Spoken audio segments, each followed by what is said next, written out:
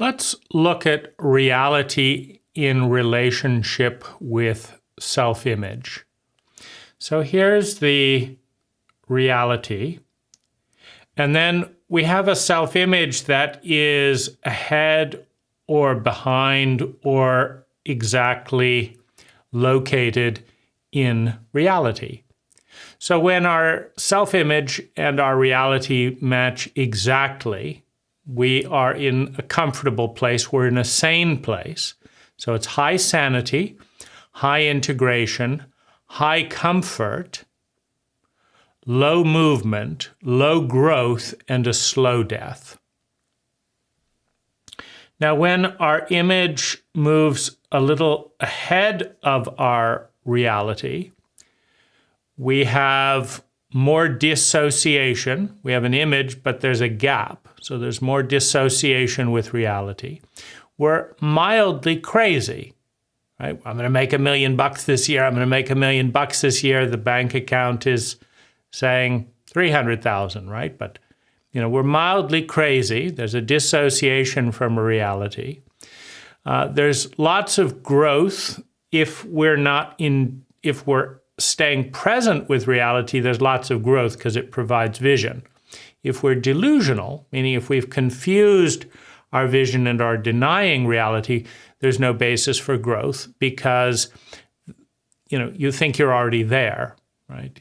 You look at a photograph of Mount Everest, you say, that's me, and you don't have any idea how big the gap is between you sitting on your couch looking at a photo and having very little mountain climbing experience and climbing Mount Everest, right? So you're delusional.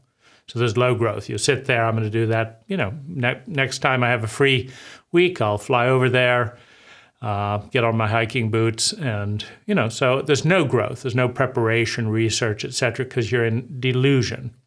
So the bigger the gap between image and reality that you are aware of, the more anxiety, the more discomfort, the more uncertainty, the less confidence, the more growth, the more fear, the more motivation, the more excitement, the more work, right? Now, there is a point when if you go too far into, ahead of reality, into image, without understanding the intermediate steps, you can become delusional and set yourself up to fail, right? If you set out to run a 26-mile marathon and you start huffing and puffing around the block, and it's really uncomfortable and you got a sore hip, you're moving into delusion, you're moving into pain, you're moving into failure. But if you set out to run a marathon and today you're going to go 2 blocks instead of 1 block, you can pull that off, maybe 3 blocks, right? You ran three blocks, you were huffing and puffing, you need a rest, etc. I'm going to do 1 more block every day, 3 blocks, 4 blocks, 5 blocks, 6 blocks, 10 blocks, 20 blocks, And, we're up to 1 mile, up to 2 miles, Now, okay, now we are taking, reality is staying in bite-sized pieces a little bit behind the image, but at a reachable level. So now you have ambition, you have confidence, you have, motivation, you have growth, you have more courage. When you develop your skill and experience successes, you start looking at the world differently. Well, maybe I could do this other thing, right? Maybe I ran a marathon. I didn't know I could do that. Maybe I could have a child. Maybe I could have a long-term relationship, harder than a marathon, but still perhaps attainable if I put that kind of discipline into it. And for that matter, many relationships would work if both people put even the small amount of discipline to run a marathon and the small amount of practice and time into learning relationship skills. So now we're moving, you have vision. If you understand the difference between a vision and self-image, that's an aspiration, and you understand the gap, and then you break that down to small gaps, it becomes motivational. It also becomes very inspiring. You're not just improving 1 block a day for no particular reason, you do have an end game in sight, so it's inspiring. Now, if image lags a bit behind reality, then it's usually pretty easy to collapse reality. Not necessarily. If you have a lot of positive people and you're depressed and you have an image of yourself as a depressed person, everyone's laughing and enjoying and looking forward to your life improving, it's tough, right? If you have five or six people like that, you're going to catch some of their virus before you depress all of them with yours, right?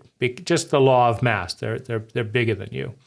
And so it's, you can't necessarily, but if it's just you get a little bit of extra money, for example, but you have an image of yourself as poor, well, the lottery is a great place to invest that, loaning to irresponsible friends, who also have images of themselves as poor. Good way to, and pretty much you're back to being poor in no time. It's not hard. If you have to do some exercise for some strange reason to survive and you get really fit and you get all buffed up and then, but then the reason disappears and your image of yourself is fat and tired and pathetic, well then, it doesn't take long. You just huddle and, go back to the image and then reality will come back to you. But sometimes we're in a delusional state due to traumatic dissociation where, early on in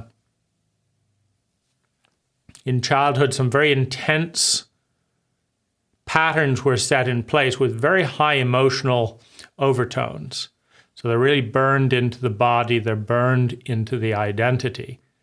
And the reality gets better and better, but we still feel all alone, incompetent, helpless, lonely, etc. And there's this disconnect, this dissonance between reality, our present level of competence, our present resources, and how we feel. Now, this can be the most difficult and frustrating at all, meaning when the image does not catch up with reality, no matter how much money we make, how much joy we experience, how many people say they like us, how much fame, it's one of the reasons that, quote, successful people commit suicide, either directly, killing themselves, or indirectly addicting, overdosing, all kinds of, strange behavior that increases the odds of a rapid death. It's a very disconcerting place to be told that you're amazing and feel small, helpless, confused, lonely, overwhelmed, and scared, and have this huge thing. And it's also very crazy making. The bigger the gap between reality and our image, the more crazy we are, and so the more crazy we feel, right? Sanity is a measure of integration. Like when I say this is green and everyone looks at it and says, yeah, that's the word we've agreed to for that color, then I'm called sane. If I say this is bimble, what's that? Bimble, right? And what are you talking about? Simba Damba. He's nuts, right? I've dissociated. The words no longer make sense to me or anyone else. So I've diverged from reality. So the words no longer match reality, but it's just as true in the image. Like when I'm looking at Spain and I think that I'm in Portugal or that's not a good example.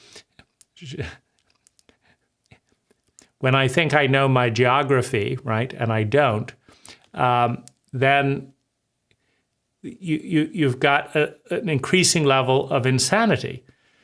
Someone who thinks there's a magnificent singer and you have to block your ears because it's so out of tune. So insanity is a divergence between the image and the reality. Now, high achievers, high goal achievers are masters at stretching the image out in front of reality and working really, really, really hard or really smart and consistently until reality catches up with the image. Well, they're called geniuses. Other people are really good at stretching things out, but they don't work hard and they don't realize the gap, and they're called losers or delusional, right? But other people have it far in the past, and no matter what's going on in the present, they just feel more and more confused, overwhelmed, and frustrated. So traumatic body memories and stuff require us to become traumatically literate. The Body Keeps the Scores and other books on trauma and PTSD cover that territory, in which most of us are highly psychologically illiterate. That can help us to develop mechanisms for allowing our body to catch up to the present moment, right? Because trauma is a stored body memory. And until we can associate and integrate with that memory, and then bring that memory into the present, come back to the body in the here and now, we don't really have the ability to reconnect the past and the present. And we will only have the ability, all of us have the ability to ruin our lives in the present. And so self-sabotage is often a search for sanity, a search for comfort, a search for peace and confidence, because we know how to fail, we know how to be poor, we know how to struggle, we know how to have miserable relationships. We've learned all that from our parents. And so if we just collapse the present reality back to that point of the image, we'll be sane again and we'll know what we're doing, right? Traumatic literacy is often necessary to move deep traumatic, painful memories from the past and catch them up to the present.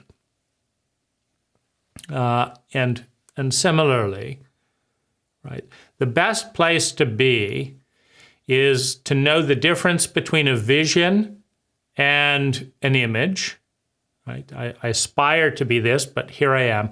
And to be like hanging out 10% ahead of reality, because then it gives us something to catch up to live up to.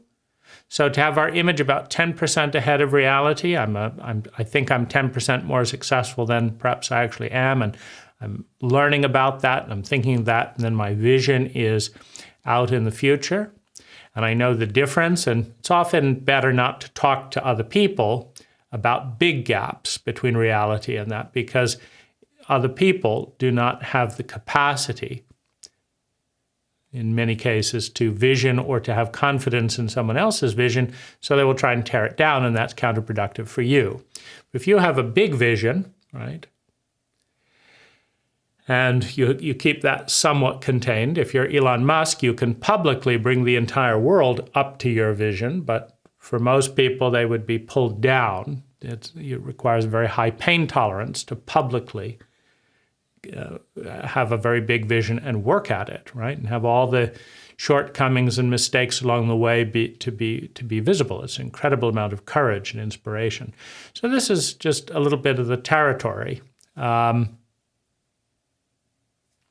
we also project an image that is the same as or a little ahead of reality. We project and give instructions to everyone around us about how to treat us. How worthy am I, or unworthy, right? People can look at us and say, oh, that's a really amazing person.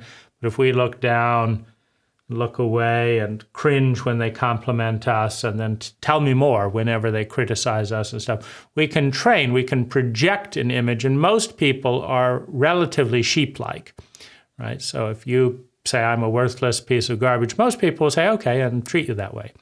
And just copy what you do. That's what sheep do. They copy. Occasionally, you'll have, a brilliant, kind, self-aware person, and you say, oh, I'm a worthless person, and they say, give me a break. Well, what a load of nonsense. And you can actually catch up to them. Like, well, what are you seeing? I thought I was worthless, and What are you seeing that my parents didn't see and I haven't seen today? Everyone else is agreeing that I'm worthless. I say I'm worthless. They agree with me, and I have a pretty worthless reality. Someone that can see through all those, delusions can say, well, enjoy your miserable reality, as long as you want to, but you're not worthless, and you could easily shift out. It'd be fun to see you. I see something neat in there. Let's invite it out, right? And so you have, spell breakers. They break the spell of the image, right? You talk about spells, abracadabra, because spells are just words. They're just stories that we tell ourselves and get other people to believe, and now they're in the spell, right? But you have someone with a little bit more light coming in, a little bit more courage, and, it's a battle of wills. The identity, the I wants to stay the way it was and stay in familiar territory and doesn't like the unknown. The spellcaster says, that's a bunch of nonsense. I'm not that superstitious. Let's make another story. Let's cast another spell in which you're a neat person, right? Right, but it can't just be you do it all for me, right? It can that be done in a way where someone is ready to step forward? Because otherwise it's very easy to collapse things down to the lowest common denominator. If you say, I'm a piece of shit, I'm worthless, I'm undependable, everyone hates me, but anyway, I'm doing my best, and that's the story you put out. Well, if someone says, no, you're a great person, and loans you their car, then you can just crash it, and then they'll agree with you. Yeah, you are a worthless piece of shit. You crashed my fucking car. So it's like now this peace. Everyone's agreeing, right? And so it's very seductive to bring reality down to the point of comfort and image. And we do need an image, right? And so if we're unable or unwilling to construct an image ahead of reality, we will bring the image down to the bottom of reality. Or we'll bring the reality down to the comfort of the old image.